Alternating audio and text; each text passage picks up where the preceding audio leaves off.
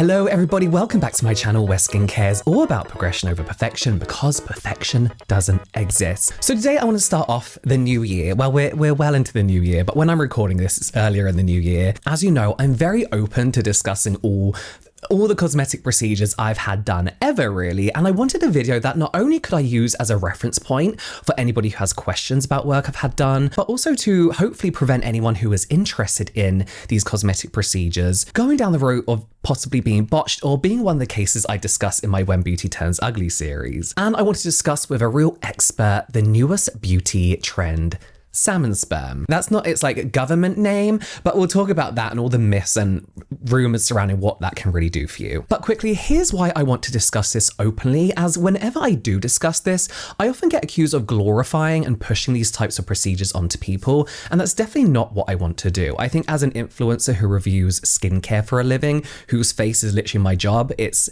our responsibility to be open about the work we've had done. When it comes to things like adding volume to the skin or reversing the signs of aging, it's important to be open about the work I've had done and when. And when I've not had stuff done too. Despite what social media still wants us to think, beauty isn't always natural or effortless. Not saying I'm beautiful, I just mean like, you know, that I've paid money to try and improve the way I look. I also think it's empowering informed decisions really when you discuss cosmetic procedures openly, and it kind of like provides people with valuable information, you know, with what the process involves, the cost, the risks, and the recovery times. I don't like the idea of people going blindly into these things or having a terrible consultation.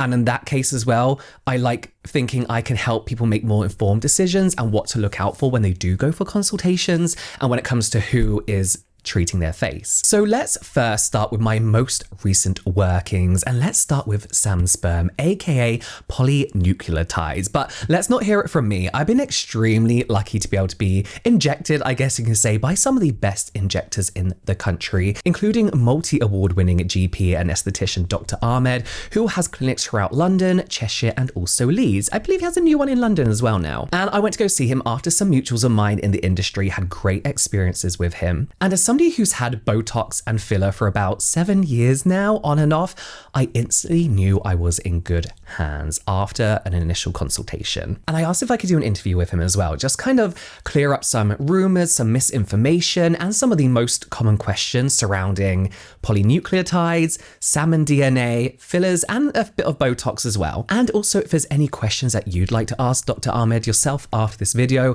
there's going to be a link in my description box that will take you to a WhatsApp conversation, and you could talk to him through there. Here's what Dr. Ahmed had to say about the latest trend and a few other bits as well. Polynucleotides, what are they? What do they do? Yeah. Why does everybody love them? A nucleotide is basically the base of what makes our DNA. Poly means multiple. So essentially, these are chains of DNA that are extracted generally from salmon or trout. Those are the two main fish that they get it from. They create a gel, very highly purified gel, and then you can able to inject it into someone's skin. It also depends on how deep you inject it. So if you inject it really superficially, like the little blebs that you see in a lot of videos, that helps with skin quality. If you inject it a little bit deeper, it can help with connective tissue, it can help with fat pockets. If you inject it even deeper, like on bone, it can actually help with bone restructuring and maintaining the structure of someone's bone. Salmon DNA or salmon sperm? DNA. DNA. So it's actually, people think it's from salmon sperm. It's actually from salmon gonads, so from the testicles of salmon. Yeah. You don't actually take sperm itself, so they extract the DNA. The one I use is called Amila, specifically the brand name. It's got longer strands of DNA. You inject it into the skin, under eyes, main face, kind of anywhere really, and the results are incredible, especially for the face, the neck, the hands, and the décolleté. Unreal. We've only seen it done under the eyes. Yeah. And kind of on the face here and there. Yeah. I think a lot of people have seen it done in like South Korea. Yes. They've seen all those little dots. Absolutely. Where else can people get it done, and why would it benefit you in those areas? Anywhere with kind of external skin, so not on the intimate areas essentially. This is actually a common question that I get surprisingly. Yeah. Because it helps with hydration. So as we get older, things can get a little bit dry sometimes downstairs. No, so it's not licensed for there, but anywhere else. So we do it for the face, neck, décolleté, hands, elbows, knees, stomach, anywhere really we have skin that's maybe thinning, that's maybe a bit dry, that maybe needs a little bit more oomph. The results are incredible. Polynucleotides are fairly new to us here. Yes, in the UK, yeah. In the UK, we believe they're fairly new. So there are a lot of, not concerns, but questions regarding their safety. Absolutely. Because people, I think that's linked to people thinking they are a new thing. Yes. How long have they really been around for, and what's the safety regarding them? They've been around for a long time, really. I think the first studies that I've seen about polynucleotides were maybe from 7 years ago, 6 to 7 years ago. In the UK, they've become a lot more popular in the last 2 to 3 years. But yeah, they're extremely safe, obviously in the right hands. But ultimately, you never just think about the product itself. You always think about the product, the injector, and the technique. These are the real three to make a treatment safe. What separates, Yeah. what comparisons and differences can you make between polynucleotides and like hyaluronic acid, I guess, type fillers? Yeah, so it depends. When you say hyaluronic acid, are you thinking derma fillers or are you thinking like skin boosters? The difference with that is, yes, both are made from hyaluronic acid, but the molecules in derma fillers are actually what we call cross-linked, which basically means it's got backbone. So the molecules are connected together to create structure. So when you inject it somewhere, it stays there because it has more oomph. Whereas skin boosters, they're not cross-linked. So when you inject in someone's skin, you hydrate without adding volume. So this is the difference between the two. Do you see what I mean? Yeah, I think a lot of people think because people are getting it done under their eyes. Yes. I think they're seeing it as almost like a formal filler. No. So ultimately, I see actually a lot of patients for derma fillers in the under eyes. This will never be derma fillers. Like polynucleotides will never replace volume loss per se. It can help a little bit with volume loss, but I see a lot of people with real deep hollowness. You always need a touch of filler, and then we can improve the skin quality on top with the polynucleotides. Speaking of hollowness under the eyes, who can then benefit from polynucleotides? What kind of patient is like an ideal patient? I mean, first of all, great transition there. That was such a good little transition. to do it twice, but- Professional YouTuber, I see. A couple times.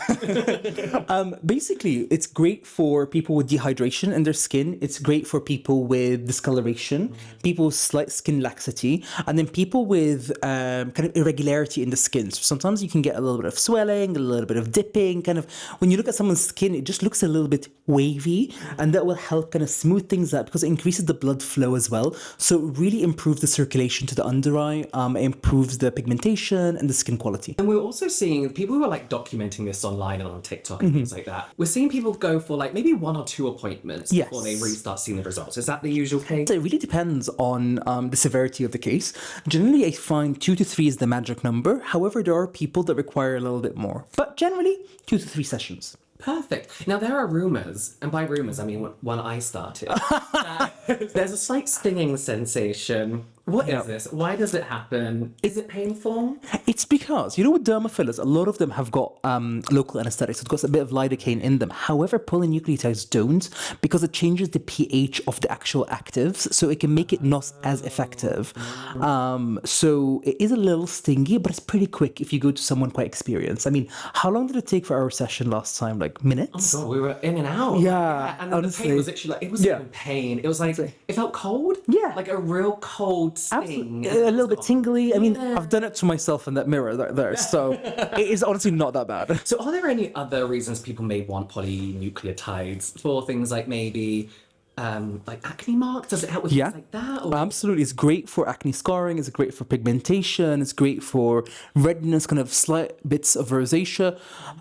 To some extent, we actually do it a lot also for wound healing, so post kind of treatment, so post surgery to help with scars. And I've actually injected it as well for people with kind of skin conditions like eczema and psoriasis and things like that to help with hydrating their their skin. Because obviously as a GP, a lot of what I do is not just beautification. I actually do a lot of medical indications for treatments. So yeah, we see a lot of people with actual skin conditions. Is there a difference between other polynucleotides and salmon DNA? Is there a reason why that's being used so much compared to... Are there other options? Trout. Trout is both of them are actually super popular. A lot of brands use trout. So they're both very compatible with our own DNA. And when you inject them, they're very similar.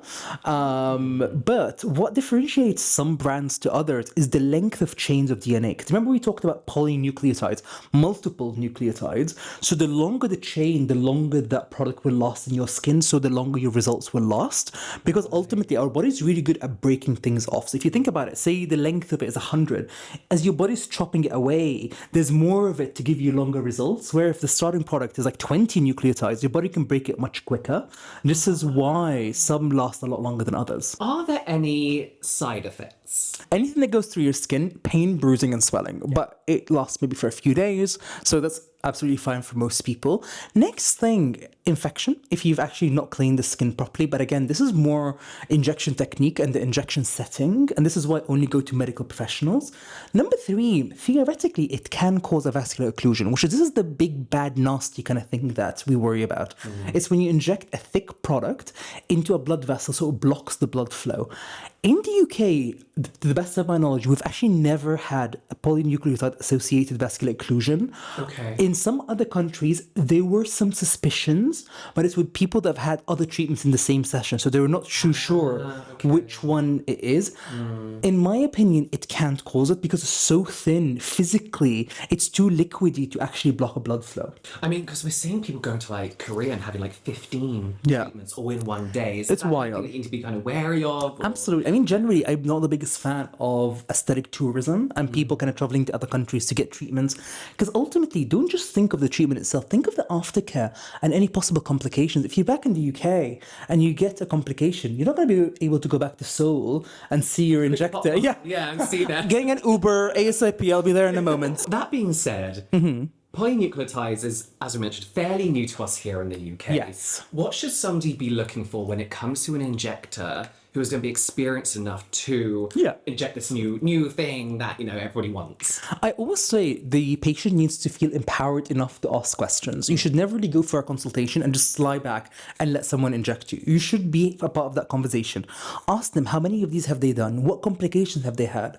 What medical backgrounds, you know, do they have? Are they a doctor? Are they a nurse? What sort of medical professional? Because ultimately, if they are not a medic, I don't think they should be injecting. And even within that, don't feel shy to check them out on the GMC website, for example, because all this information is actually public knowledge. You can see, you know, where someone went to medical school, any complications they've had, any restrictions, anything like that on their license. So just feel like it's okay to do a bit of research. I know you might think like you're being a bit of a stalker, but ultimately it is your face. And it should, it's in your best interest. Honestly, I love those patients that come in and they're like, I've done research about you. I love the fact that you do all these things. And actually they feel reassured because they know they've done their research and I'm telling them it's going to be fine. It's also really reassuring to hear somebody saying the negative side effects too. Because if you walk into somewhere, like, oh, it's all going to be fine, but they don't make you fully aware of what could go wrong. Exactly. Get out. Absolutely. Run. If someone says there are no complications of a treatment, they are lying to you. But similarly, if someone said they've never had a complication themselves, ultimately, they're either lying or they've not injected enough. It's a numbers game. If you've injected 1,000 patients, of course, someone will get a complication. It's normal. And it actually what differentiates a good injector is being able to deal with the complication. Who is not a good candidate for polynucleotides? Anyone with certain allergies, so things like fish allergy and so on, actually I will suggest. But I would actually suggest get a patch test because it really depends. Some of the more premium brands of polynucleotides are so pure, they actually remove all the hormones and all the DNA and all the proteins from the gel. So actually, I have had patients before, we patch tested them and they were absolutely fine to get it done because allergies come from interaction proteins. So if it's highly purified, generally patients are okay, but obviously you need to go to a proper medical professional for that. How do you feel in any way polynucleotides are being missold in order for people to just have the injections done? Because I think there's a lot of confusion about what they can and can't do. So do you think there's any way in specific that they're being missold? Absolutely. I think, unfortunately, with a lot of trends per se, people think this is a treatment, you can get it once and it's going to cure everything. They help with your wrinkles and pigmentation and this, that, and the other. This is ultimately a treatment that you will require a few sessions for, and you will probably require more maintenance sessions in the long run. We generally say 2 to 3, and then get one every 6 months or so to keep things going. But don't expect a facelift. Don't expect a blepharoplasty, which is a treatment with kind of for the skin quality, like a surgery for the skin quality. It will improve things between 20 to maybe 60%. It will never get you to that, like where you were, say, 10 years ago. Greedy. Recently, we're seeing a lot of reporting of people who are actually kind of having like scans done on their face. And we're seeing filler that has supposedly been there for about 2 years. So an example is a woman who I may be wrong, I'll put correct facts here, but hadn't had filler done for roughly a year, over a year. And she had her face scan and there was still a lot of filler in there. And people were under the impression that filler just breaks down. Yes. It's like hyaluronic acid, Yeah, so it absolutely. just depletes. But that's not the case. Absolutely. What's going on there? So definitely we're now realizing that derma fillers last for a lot longer than we thought, but it does break down with time. It can take a lot longer sometimes, but also it depends on the quality of the filler. Premium fillers break down much quicker because a part of the quality is kind of homogeneous breakdown, whereas a lot of the cheaper quality fillers unfortunately don't, and this is why it really depends. But the other main reason is the quantity. People sometimes think of it as a numbers game. So every 6 to 12 months, I go get my lips done, for example. So say if you've done for the last 4 years, you've had so much filler in there, not because you need it, it's because you just thought you should. So you have a lot of accumulation in there. So for the scans, there were a couple of famous cases that I've seen. Some of these patients have had, 100 ml filler over, say, 8 to 10 years. The quantity is so high that it's kind of natural that some of it will stay. But again, this is why you need to get the right product with the right injector, using the right technique at the right depth. The answer really is to not just overdo it. Yeah, but reassess. If your lips are not back to their normal, volume, don't go back in for another few months. If your under eyes are not hollow again. And I actually get patients coming in saying like, oh, you've done my under eyes with derma fillers about a year ago. It's time to top it up because it's every 12 months. Well, actually, your hollowness is not back. So we just send them away because it's not just about the time. It's about actually how you look. Yeah. So have a little assessment in the mirror. When you are looking for like a cosmetic doctor, I love it when they say no. And I know it sounds really stupid because I've gone to an appointment getting something done, but to hear somebody say you don't get that is really reassuring. Yeah, in a strange way. No, 100%, and it's a good thing that your injector or your cosmetic doctor says no. That really tells you what their morals are like, but also they're not just chasing a quick buck, essentially, which is really, really important. We see a lot of as well. Unfortunately, I mean, at the moment, about 15% of my work is actually correcting other people's work. I'm seeing a lot of people coming in with complications that, as a doctor, as a GP, I'm having to kind of medically treat. So yeah, things are in the UK not heading in the right direction, unfortunately. No. Is the answer then to getting rid of your filler to just dissolve it as much as you can? No, because dissolver, which is hyaluronidase, so this is the enzyme that breaks it down, can break some of your natural hyaluronic acid. So I always say if you can wait it out, that's the best option because it will break down with time. However, there are certain areas that our body takes a lot longer to break, like around the eyes. So with that, use a very diluted version of the enzyme. So rather than, because it comes in vials, rather than say dissolving it in 1 ml, dissolve it in 10 ml. So it's a lot more diluted, so it doesn't break down as much of your natural hyaluronic acid. But another point to consider with that one, it doesn't just break your natural hyaluronic acid. Most of us, if you're still younger, your body will recover very well. So it's more the older patients that I need to have this conversation with, just because it might affect your skin quality. So where can we find you online? So I'm known as the Aesthetics Doctor on everything. So the Aesthetics Doctor, and I've got clinics in London, Leeds, and Cheshire. So also with Dr. Ahmed, I did have my cheek and nose filler done, and this is something I've always had done. As you may have noticed, I've lost some weight recently and I lost a bit of volume in my cheeks, which I was surprised about. Because if you watch my update video a few months back, I talked about how I used to yo-yo diet a lot as a teenager and into my early 20s, and I would lose weight so quick off my face. Within a week, I could slim my face right down, right? I'm not saying that's a good thing. It was stupid. I would yo-yo diet so much. But the volume in my face would never go. I would lose that weight and I would still have bouncy, youthful skin. The moment I hit my 30s, no. And now I'm mid-30s and I lost weight. So that volume, gone. So I had a little bit of filler in here as well, just to add a little bit of volume back, and it really, a tiny bit, and it really did make all the difference. So as I mentioned, I have my cheeks done. I always just have a little bit in here because one side of my face is quite flat in comparison to this side where I have a higher cheekbone for some reason. So I feel like that just kind of evens out my face. And then I always have the bridge of my nose done and a little tip on the end. Sometimes I have the tip, sometimes I don't. It just depends how I'm feeling. But I really went through my whole teenage years not liking my nose at all whatsoever. And then in my 20s, I didn't it didn't bother me whatsoever.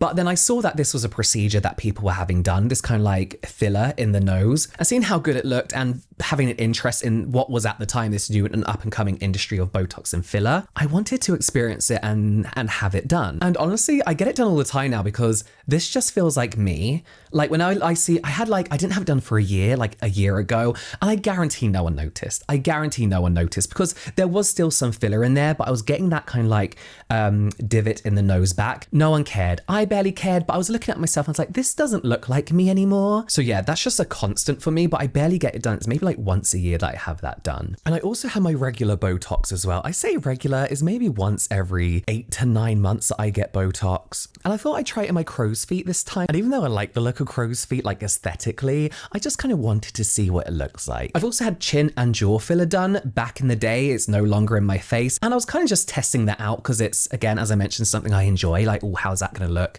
What does that feel like? So I can talk about it. I think my jaw filler was the most noticeable. And I kind of liked it. It was like a tiny tweak that made a big difference, and especially with my chin. But now my face is slimmed down. I don't think I'll get my chin done again in the future because it kind of like, I used to have my chin done to kind of like make my face look longer instead of rounder. And now I don't think I necessarily need that done anymore. Let's talk about Kybella. So whatever weight I've been, I've always had this pocket of fat here. As you can see, whatever weight I've been, it's just always been there my whole life. As a teenager, it was just kind of there, right? I don't care about it, to be honest, too much. Back when I first heard of this Kybella, I was like, I'm gonna give it a go. So Kybella is a prescription injectable drug that reduces the appearance of fat under the chin, right? So it's the only injectable drug approved by the FDA for this purpose. And Kybella is a synthetic version of deoxycholic acid, which is a natural substance that's actually found in your body that helps break down and absorb dietary fat. So when injected into the fat cells, Kybella is supposed to destroy them, preventing them from storing fat. And the Kybella website claimed that a single treatment can involve up to 50 injections and up to 6 treatments may be needed in order to see the difference, and spread out at least 1 month apart. And the procedure only takes about 15 minutes. The problem with Kybella is you need so many things done in my previous experience, so many months apart, and there is a lot of downtime. Your chin swells up massive like a frog, like one of those frogs with a big thing, and it's really not easy to hide. After 6 months, I had no results from it. So it's not something I will do again. I'm pretty sure there are better alternatives nowadays, but it's just not something that I will ever have done again. Thank you so much, Dr. Ahmed, for taking some time out for his day to answer all of our questions. I will keep you updated on the polynucleotides over on my Instagram Reels, I think, and on TikTok. But yeah, I've seen amazing results and I wait for those results. It's kind of my fault. I've been very busy and we had the Christmas break, so I'm excited to carry on the process. But yes, don't forget that link in the description as well, where you could ask Dr. Ahmed all your questions. And if you have any questions about my personal experience, please leave them in the comments below. I hope this video helps. I hope it helps you make informed decisions. And I hope it also just makes you trust me as an influencer a little bit more. And I hope it encourages you to keep having this open dialogue. I don't think something like this should be stigmatized. I think we should all do what we want, what makes us feel happy, as long as you are doing it for yourself. My dog's barking, something's going on. I'm going to check it out. But yes, I hope you enjoyed this video and I'll see you next time.